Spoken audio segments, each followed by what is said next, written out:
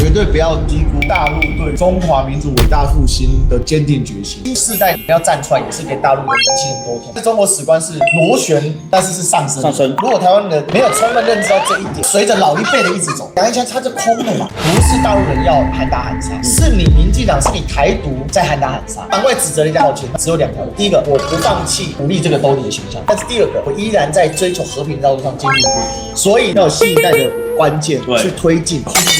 我看看真实的台湾什么样子，你们也看看真实的大陆什么样子。Ladies and gentlemen, welcome the host. 台湾人很喜欢讲文革把大陆的文化都摧毁，我觉得一句话狗屁。主体来说，传统都留，只是它比较现代化。对，我觉得这一点是真的有差。我觉得这是个历史过程，就是本来人生物它需要有一个淘汰进化，文化它仍然需要一个进化，对不对？你要说你把东西旧的都给我刨出来，秦始皇焚书坑儒，你算不算呢？有些时候是不破不立。所以我觉得不能太武断，它一定当然有些它损失的或者是一些破坏的面，但是它也有，它不是说全部都没有，而且很明显是大陆这几年整个社会经济起来之后，更加的回到了自己的文化的自信上，绝对不要低估大陆对于中华民族伟大复兴的坚定决心。那这个决心它具体落实到实处去，那肯定是落实在社会的进步、经济的成长、军武的发展。如果这个实处再落实到具体的项目，我们在讨论思考问题的时候，我们要先知道对方的动机，知道对方的动机目的之后，你才会知道说他具体执行的状况是虚的还是实。光是光辉3代半就搞到现在，所以我就是很清楚的知道一件事，就是说两岸为什么尤其年轻人，大陆这边越来越多所谓刻不容缓派，他们对于台海的形势的认知，他认为如果没有用坚定的最后的武力的手段，是无法解决台海问题。我觉得在这点上面，大家要理解到说，你一定要先充分了解大陆的影子，然后想到最实处去的时候，所以我才有一个理论叫做什么？两岸认知、两岸表态、两岸交流、两岸繁荣、两岸和平、两岸未来。你要先认知到大陆对于到底台湾问题的理解是什么？其实这是个历史问题。中国最衰弱的时候，两件大事，一个是1894年甲午战争，一个是1900年八国联军所签订的条约都是巨型的灾难。这个痛使得在半个太平洋之外的孙中山就跳起来了，直接在檀香山成立了新中国。当时的中国人就是痛恨这个痛苦，是从中国第一个革命组织。为什么孙中山在两岸的民间普遍被尊称为国父？他创造了所谓的现代的中国。为什么他当时会反应那么大？我说他本来就只是在香港西医书院讲干话的孙大炮，所以这一点是中国最衰弱的时候，尤其被日本打败。1900年又再次被列强侵略，所以中国最衰弱的时刻是台湾的失去。中华民族的伟大复兴必以收复台湾作为它的一个里程碑，或作为一个阶段性的民族的伟大复兴，它是不断的。中国人叙事不是一个单纯的有终点的叙事，但是中国史观是螺旋，但是是上升，会越来越好。它会有波动，但是它可以接受这个波动，上下在走。所以在这一点上，如果台湾人，尤其年轻人，一个像我们这个4岁以下的世代，没有充分认知到这一点的时候，那随着老一辈的一直走，那两岸一家亲本来支撑两岸一家亲的是亲缘关系啊。说9·3阅兵是对台湾的文攻武吓，那这个逻辑的错误。要的是我有能力，我有力量维持一个在中国强大起来之后的秩序，而这个秩序是和平。但是为什么对台湾问题呢，变成台湾只剩下武力解决这一途的时候，是没有办法答案。所以所谓的刻不容缓派，它是因为你不给我任何选项，那抱歉了，我只剩武力。所以最极端网友就发展出留岛不留人嘛，就会变成最极端的一个想法，就是那我把你台湾全部灭掉，你要去哪去哪，要不然你就再见。然后我新的人来，大陆最不缺人。但是这一种的时候，为什么他这样对待？因为他不把你当成同一个民族，你已经不是中华民族了，我跟你谈什么呢？那我的民族的灾难的衰弱是台湾的失去，所以这就是为什么我认为大陆是有真正决心要执行武力这件事。但这事情在中华民族是爱好和平的。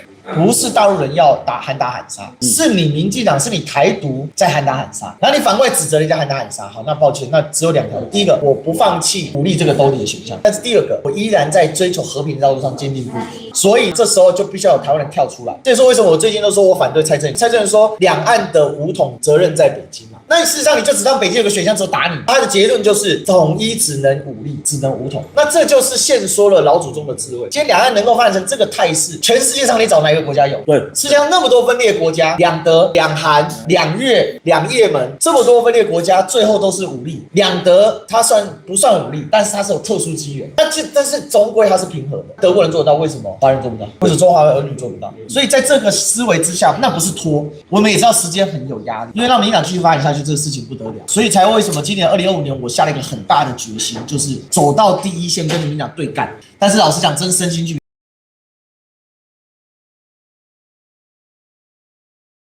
阿管跳出来高喊他也是中国人的时候，结果民进党反对他反对不了，然后台湾的年轻人因为这一波带动，包括我们的加入，更愿意到大陆来就是做交流。两岸认知是两岸表态的基础嘛，我要表态我是反台独，那为什么反台独？因为我是中华民族，我是中华儿女嘛，中华儿女怎么会干分裂国土的事情？不会的，怎么会干搞死国家的事情？绝对不会的。所以你有个表态，那这个表态的基础就造成两岸交流。过去这一段是被略掉的，因为总觉得中华文化里面很多事情是羞于启齿，含蓄说哎呀，兄弟们大家都要反台独，但我不好意思讲。对，所以你们现在做生意就养了一堆绿色台商嘛，然后养了一堆背骨仔嘛。这个新的一个世代的逻辑要站出来，也是给大陆的年轻人沟通。你们以前看到的是马英九，可能蔡正元老师，他们那一辈有他们的想法，但是他们把我们扛得够多了。我们新一辈4岁以下、45岁以下的，像阿管念46，他有那个使命感，他等于是我们这辈最老的，他带头冲。看到大哥先冲了，他冲了嘛，他冲了之后冲出那个破口嘛。民进党怎么打他不倒，越打流量越好，所以这就是形成一个保护伞。那大家就要冲啊！所以我今年站到第一线，最大的一个变化也是跟阿管，就是我们，然后大家就冲出来之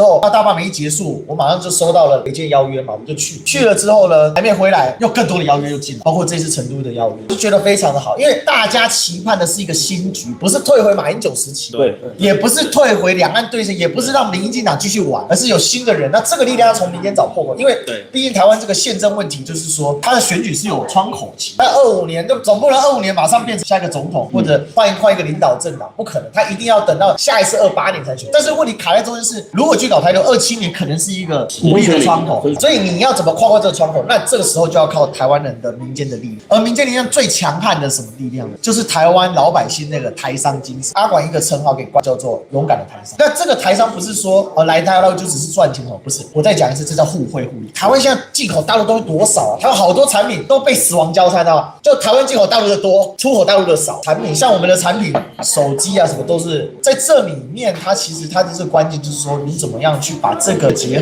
合变成一个很实际的人情网络。人情网络有一个东西要支撑嘛，就是它要有一个实际的一个托底。我们来这边总不能是白吃白喝白住，不可能嘛。我们来这边就是希望创造两岸的一个共好。那共好的背后，它也要有一些商业的交流，那就会带动大家。那等到台湾老百姓都了解到说，台湾人未来的机会在大陆，然后大陆老百姓了解到说，台湾人来大陆不是来这边骗吃骗喝，而是靠自己的力量，靠自己的能力，然后还有一个什么，对于两岸的正确认知，然后来到大陆来发展自己的未来。因为大陆的天花板太高了，地板很低，天花板也很高，因为人很多，所以在这样的一个基础之上往前冲往前走。那我觉得未来这个台湾的未来就在大陆，大陆的应该说复兴的最后一天在台湾，所以大家就会相近。那这个相近的过程当中，慢慢就会改变台湾老百姓的民意，改变民意之后，就会出现一个逆转，就是台湾的政治人物不会再那么会谈两岸问题。现在台湾真正谈到两岸问题都很别扭，不管蓝的、绿的、白的都很别扭。原因是它会缺乏民意支持，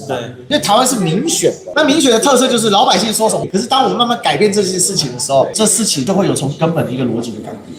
就是跟这么多大陆朋友交流，不管是上海的、南京的、北京的，今天到了成都，然后我们接过一段时间去厦门交流，现在就深刻理解一件事：其实大陆同胞其实那天对台湾人的思考是什么？你好歹先知道我是什么样子，再来批评我。我们平常也不聊你啊，就是因为老实讲，台湾议题在大陆的年轻一代里面不是一个什么重要的议题，但是因为现在有这个馆长在创造这个声量嘛，也让很多人又重新关注。那我觉得这是好事，就是新一代要有新一代的做法，要有新一代的关键去推进，就告诉大家说，我了解你的心情的急切感，也让你们知道我们在忙什么。大家都不是原始的，数据简方打破。真的，我看看真实的台湾什么样子，你们也看看真实的大陆什么样子。有些时候我们并没有可能那么悠闲，但是我们其实有一点，成都人有一点很好，物欲比较低。你开宝马也要吃串串，我开坨坨也要吃串串，都要坐到一个桌子上吃，东西是一样的啊，娱乐的精神是一样的。而不是说我一定不挣钱，或者我不工作，我也很累，其实但是呢，我物欲相对来说比较低一点。我觉得有个70平方米的小房子，自己住和我老婆住住了就可以了。能不能住120呢？也可以，住70呢也可以，住90也。说实际上是物欲或者对生活更向往的是活在当下的那个东西，能不能享受到？步骤比较慢，